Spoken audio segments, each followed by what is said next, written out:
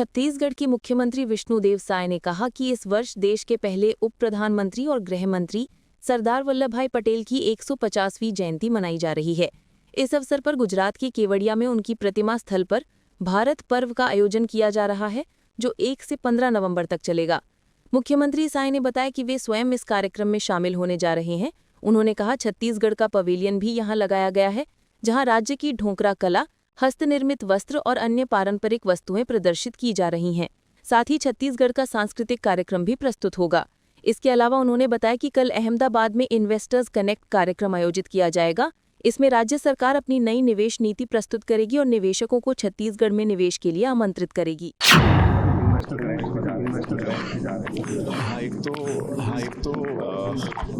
हमारे देश के जो प्रधानमंत्री और गृह मंत्री सरदार वल्लभभाई पटेल की 150वीं जयंती है और उसको भारत पर्व के रूप में मना रहे हैं। गुजरात मना रहे हैं, जहाँ पर उनका स्टेचू है और 1 नवंबर से 15 नवंबर से आयोजन है। छत्तीसगढ़ के लिए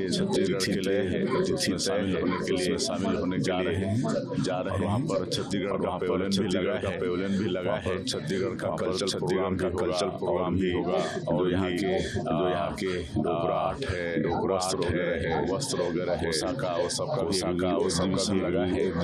और कल अहमदाबाद में कनेक्ट का आयोजन है जिसमें हम लोग उद्यमियों के पास प्रदेश की नई उद्योग नीति को रखेंगे। छत्तीसगढ़ में निवेश के लिए त्रिपुरा के मुख्यमंत्री माणिक साहा ने सरदार @ 150 यूनिटी मार्च में भाग लिया। उन्होंने इस अवसर पर लोगों को एकता की शपथ भी दिलाई। मुख्यमंत्री আমি প্রতিজ্ঞা করছি যে আমি স্বদেশী ধারণা গ্রহণ করব এবং আমার সামর্থ্যে সর্বোচ্চ ব্যবহার করে দৈনন্দিন জীবনে ভারতীয় পণ্য ব্যবহার করব। আমি অঙ্গীকার করছি যে আত্মনির্ভর ভারত গঠনে আমার অবদান রাখব এবং অন্যদেরও একই পথে অনুপ্রাণিত করব। জয় হিন্দ।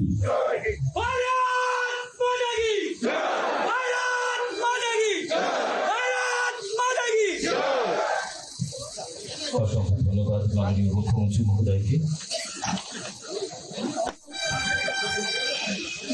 আত্মনির্ভর ভারতী সমাজ এবং ফটো সেশন নেন মাননীয় মুখ্যমন্ত্রী মহোদয়, অন্যান্য অতিথিদের উপস্থিতিতে এই সুন্দর মুহূর্তটিকে আমরা লেন্স বন্দি করে নিচ্ছি। এটা স্থির চিত্র।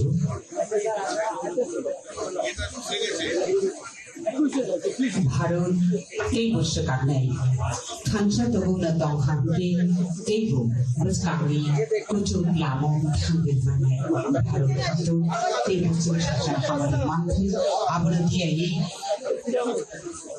समाय तांग्रिमानि बेजेपि यागुरु ताबु कायसा फटो सेशन होननाय अब्रि यागुरु यूनिटी मार्च खाबो चेंगे जानाय এই ফটো সেশনের পরে মুক্ত আকাশের বুকে বেলুন ছেড়ে দিয়ে এবং ফ্ল্যাগ অফের মধ্য দিয়ে আজকের এই ঐতিহাসিক ইউনিটি মার্চের সূচনা করবেন অন্যান্য অতিথিদের উপস্থিতিতে।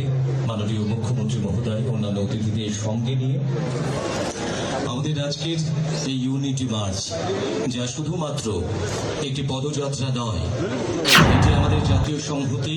दूसरे चरण के मतदान से पहले बीजेपी के राष्ट्रीय प्रवक्ता गुरु प्रकाश पासवान ने एनडीए की जीत को लेकर बड़ा दावा किया है। उन्होंने कहा, कल दूसरे चरण में 122 सीटों पर मतदान होना है, जिसमें सीमांचल क्षेत्र भी शामिल है। पहले चरण में भारी मतदान हुआ था और हमें पूरा विश्वास है कि कल भी जनता का आशीर्वाद बम्पर वोटिंग के रूप में मिलेगा। गुरु प्रकाश पासवान ने आगे कहा, सुबह का दृश्य दिन का संकेत देता है। 14 नवंबर को एनडीए 2/3 बहुमत से सरकार बनाने जा रही है। मैं निश्चित रूप से देखिए सीमांचल के क्षेत्रों में 122 सीटों पे 122 विधानसभा सीटों पे कल मतदान होने वाले हैं, लेकिन morning shows the day.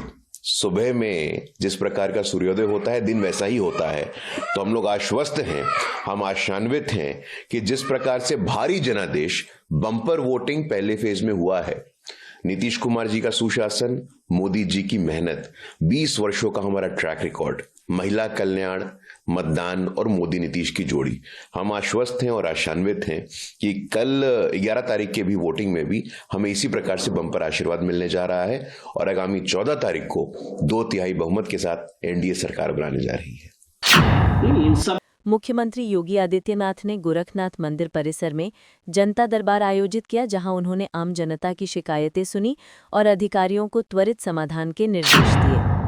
Kolkata में 4 वर्षीय बच्ची के अपहरण और कथित दुष्कर्म के मामले पर भाजपा नेता दिलीप घोष ने कहा, ममता बनर्जी के शासन में कानून व्यवस्था पूरी तरह चरमरा गई है। महिलाएं असुरक्षित हैं, चाहे वे 4 साल की हों या 70 की। सरकार सत्ता बचाने में व्यस्त है। बंगाल में आरजीकर से लेकर कलकत्ता से लेकर गांव तक सब जगह महिलाओं की सुरक्षा चिंताजनक है। 4 साल की बच्ची का ऊपर ऐसा होता है तो 70 साल की महिलाओं के साथ भी हो रहा है।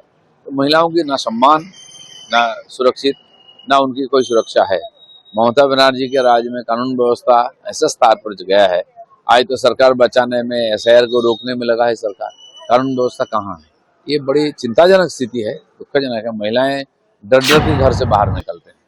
दूसरे चरण के मतदान से पहले जेडीयू के राष्ट्रीय प्रवक्ता राजीव रंजन प्रसाद ने कहा है कि इस बार रिकॉर्ड तोड़ मतदान की पूरी संभावना है और जनता में जबरदस्त प्रो इनकम्बेंसी वेव यानी नीतीश लहर देखने को मिल रही है। उन्होंने कहा, हर जगह एनडीए का जादू चल रहा है। मतदाताओं ने एनडीए को आशीर्वाद दिया है और निश्चित रूप से एनडीए ही सरकार बनाएगी। राजीव रंजन प्रसाद ने विशेष रूप से महिलाओं और युवाओं के समर्थन का उल्लेख करते हुए कहा, मुख्यमंत्री नीतीश कुमार ने महिलाओं के सशक्तिकरण के लिए जो रोड मैप तैयार किया था, उसने उनके जीवन में बड़ा बदलाव लाया है। पिछले 20 वर्षों में हर कार्यकाल में की गई घोषणाओं को धरातल पर उतारा गया है, इसलिए महिलाएं और युवा मजबूती से एनडीए के साथ खड़े हैं। वो प्रचार थम चुका है और कल वोटिंग भी होने जा रही है सेकेंड फेज का। क्या लगता है, क्या लोगों को सपोर्ट? रिकॉर्ड तोड़ मतदान होने की संभावना है और ये प्रो इनकम्बेंसी की लहर है। हम इसे कह सकते हैं कि ये नीतीश लहर है। एनडीए का जादू सर चढ़कर बोल रहा है। मतदाताओं ने अपना आशीर्वाद नीतीश कुमार जी के नेतृत्व में एनडीए की बनने वाली सरकार को दे दिया है और महिलाएं खासी उत्साहित हैं। उनके जीवन में बड़े बदलाव का एक रोड मैप नीतीश कुमार जी ने सुनिश्चित किया और जो पंचायती व्यवस्था से लेकर सरकारी नौकरियों और उसके बाद उद्यमी बनने की गारंटी, अगर आप देखें तो पिछले 20 वर्षों में हर कार्यकाल महिलाओं को काफी मजबूत बनाए जाने के लिए लगातार योजनाओं का ऐलान हुआ, उन्हें जमीन पर उतारा गया और इसीलिए आज नौजवान महिलाएं पूरी मजबूती के साथ एनडीए के साथ खड़ी हैं।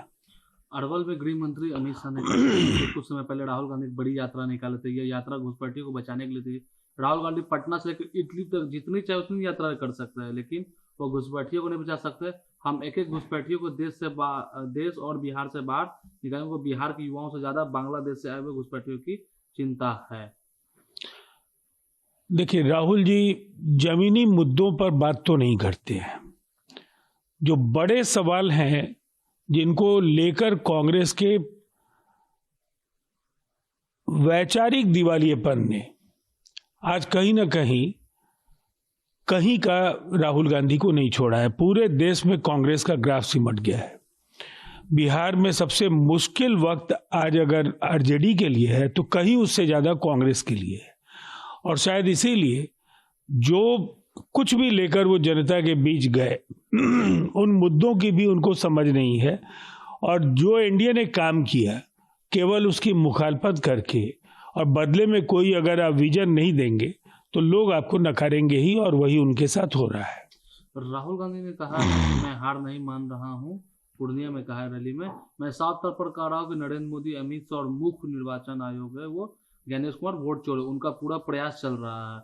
मैं बिहार के युवाओं से कह रहा हूँ कि बिहार के जेन जेड से कह रहा हूँ, ये आपकी जिम्मेदारी है, आप अपना मतदान केंद्र पर सतर्क रहे और ऐसा ना होने दे। नरेंद्र मोदी नीतीश कुमार अंबानी अडानी के लिए काम कर रहे हैं और आपका भविष्य को चुराने की कोशिश कर रहे हैं, और वो वोट चोरी इसीलिए कर रहे हैं। देखिए, ये 14 तारीख को उन्हें क्या कहना है उसका ट्रेलर उन्होंने दिखाना शुरू कर दिया है। जब बुरी तरह से कांग्रेस और महागठबंधन बिहार में हारेंगे तो फिर यही कहना होगा, तो उसका पूर्वाभ्यास है ये।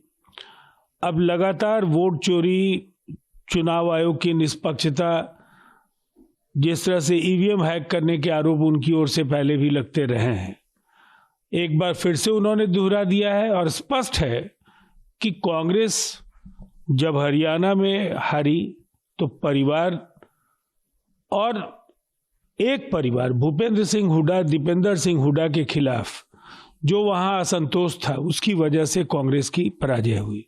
देश के अलग अलग राज्यों में कांग्रेस अगर अप्रासंगिक हुई है तो जमीनी मुद्दों को नहीं समझने की वजह से।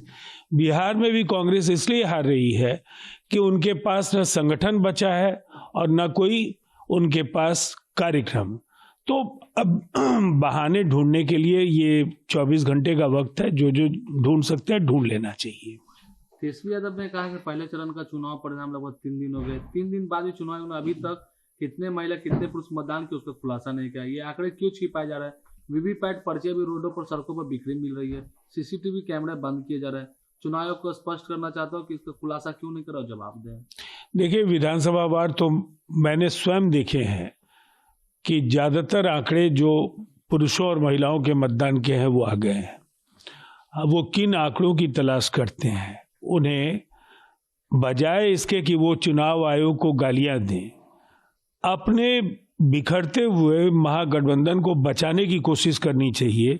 इसलिए कि जो जबरदस्त रार फंसा है उनके और वीआईपी के बीच, उनके और कांग्रेस के बीच, और जिस तरह से सीपीआईएमएल और सीपीआई जैसी पार्टियां खुद असहज महसूस कर रही हैं, और उसकी वजह से जो पूरा गड़बड़ झाला महागठबंधन का है उसे ठीक करने के लिए कम से कम दूसरे चरण के पहले भी ठीक कर सकते हैं।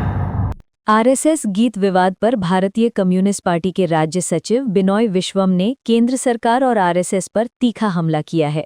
उन्होंने कहा कि आरएसएस और बीजेपी हर चीज और हर व्यक्ति पर कब्जा जमाने की कोशिश कर रहे हैं। उनका काम करने का तरीका एक तरह से फांसीवादी शैली का है, जिसे आरएसएस बीजेपी सरकार लागू कर रही है। बिनॉय विश्वम ने दक्षिण रेलवे के एक सरकारी समारोह में आरएसएस गीत गाए जाने को लेकर नाराजगी जताई और कहा कि ये पूरी तरह से एक सरकारी कार्यक्रम था, लेकिन उसमें आरएसएस की विचारधारा और गीत को घुसाने की कोशिश की गई। ये हमारे राष्ट्रीय गान की जगह कुछ और थोपने का प्रयास था, जो न सिर्फ गलती है बल्कि अपराध भी है। उन्होंने आगे कहा कि देश को इस पर चुप नहीं रहना चाहिए और कम्युनिस्ट पार्टी ने इस कदम की कड़ी निंदा की है। This is a new trend seen in the country today. The RSS BJP, they tried to conquer everything and everyone. The typical nature of fascism is this. Fascist style of functioning is purely and without any watering down is being implemented by the RSS BJP government. Otherwise, what reason they have to tell the country for imposing the RSS Ganageet on such a function? It's a pure government function of the Southern Railways. Function was a good function. But they tried to infiltrate the RSS ideology and RSS songs into that function. This country cannot be silent over this. They tried first to tell the country that tricolor is not the national flag. That they began on the eve of the Independence Day itself. The organizer wrote an editorial saying that tricolor should not be the national flag. It should be the front flag of the RSS to become the national flag. From those days they began it. From those days. Then they said Mahatma Gandhi cannot be considered as the national father of the nation. They told he is not Mahatma. The real Mahatma, they argued, is the man who shot at Gandhiji and killed him, Godse. They made drama to celebrate the killer of Mahatma Gandhi, Nathuram Vinayak Godse. That book of Godse, they printed and circulated all over the country. So we remember all those things. Then they tried to eulogize everyone other than Nehru. They want to snatch away all national heroes. Now they try to snatch away Jan Gan Man and they try to tell that this is the national anthem. Don't forget one more thing. Constitution, which is the foundation of everything in India. And they argue that that is not the proper thing, this constitution. It should be altered, should be abandoned. And we need something based on Manusmriti to become the guiding principle of the country. So this is a follow-up of all those deeds. So one citizen of India who is concerned about the country's future, its plurality, its secular content, all such people who want India to remain as a country of diversity, they all should understand the gravity of the danger and they should fight it out. The Communist Party will be a part of that fight. Kerala Education Minister വിഷയംകുട്ടി detailed also CM Pinarayi Vijayan exist. In highest times, the Communist Party criticized what they did in the name of that inauguration. We condemn it and we tell as loud as we can that what they did was a crime on the nation to smuggle in something which is not our national anthem, something which is not that of India, that is smuggled in. It's a big mistake. It's a crime. आपको यह video पसंद आया हो तो इसे like करें, हमारे channel को सब्सक्राइब करें।